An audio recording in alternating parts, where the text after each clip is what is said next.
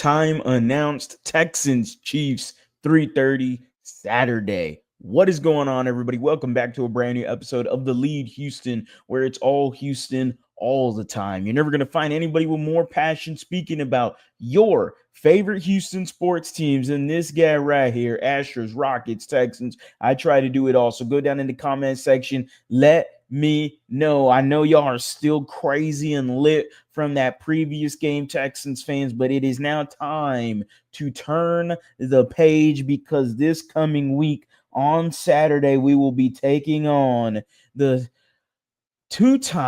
going for a three-time defending champs, the Kansas City Chiefs. You will have Taylor Swift and all of the black voodoo magic along that comes with the Kansas City Chiefs namesake rolling in Arrowhead.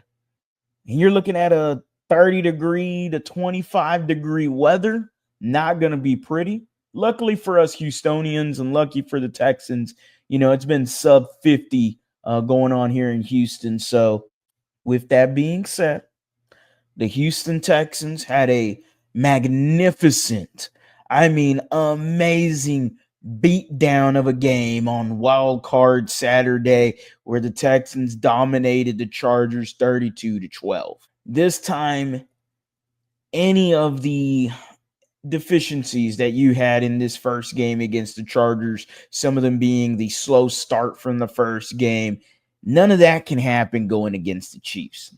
We just played the Chiefs a few weeks ago, actually, at Kansas City in Arrowhead, a game to where we lost, I believe, by 8. I believe it was like 27-19, some score like that. The Houston Texans did not come away with a win then.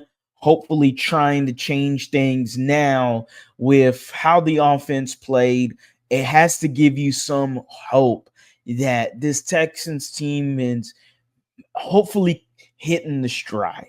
Hopefully they have found a configuration at the offensive line that is going to work moving forward. In the third quarter of the Chargers game, CJ Stroud only got pressured 11% of his snaps. That, ladies and gentlemen, that is winning football, because with CJ Stroud in a clean pocket, he is able to do anything on the football field, and that is how you're going to have to do against the Kansas City Chiefs and company. We all know what they have. We all know what they bring. We all know the aura that they got with Patrick Mahomes, Travis Kelce, Hollywood Brown is back. He was back whenever we played them. They got Xavier Worthy. So this team is legit, and they're going for 3 straight. They're going for the three-peat. And the last time the Houston Texans played the Kansas City Chiefs in the playoffs, it was not pretty. Now, this is a very different team from then going to now. Entirely different.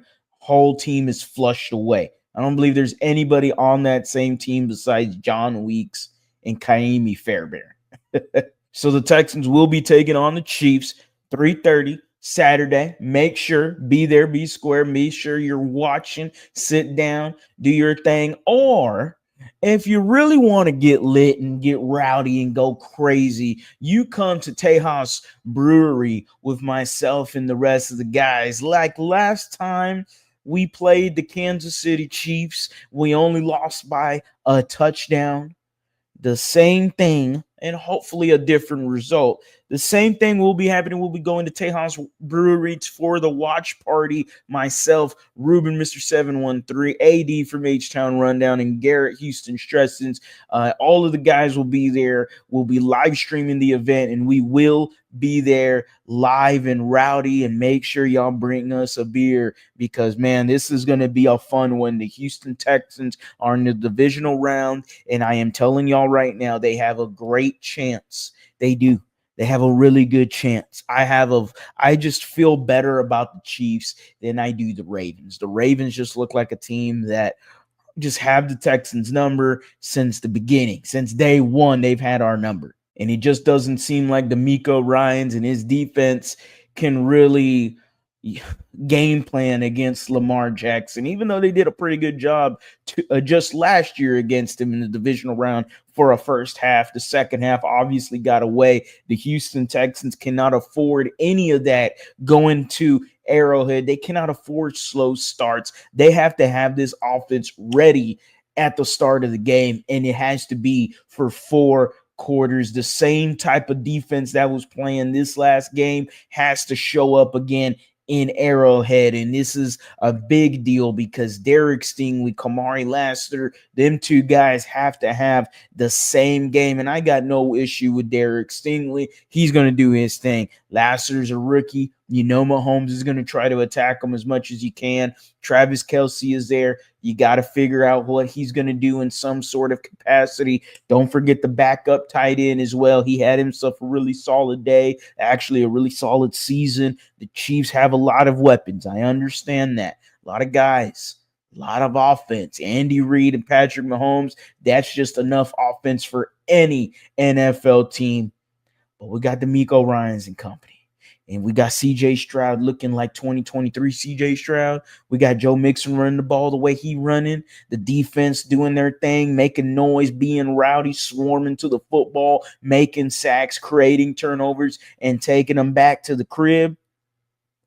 I'm just saying, the Houston Texans have a really good chance this Saturday, 3:30, first game. I don't care what time, who we playing. The Texans have a damn good chance of winning this thing, and it is just to be the Kansas City Chiefs on the railroad tracks. The Houston Texans, I'm feeling it, man. I'm feeling it. That game got me hyped a certain way. That game got me feeling a different type of way. That the offense is going to continue to do what they did in this previous game. The Texans can beat anybody. As always, guys, go Astros, go Rockets, go Texans. You have a blessed day.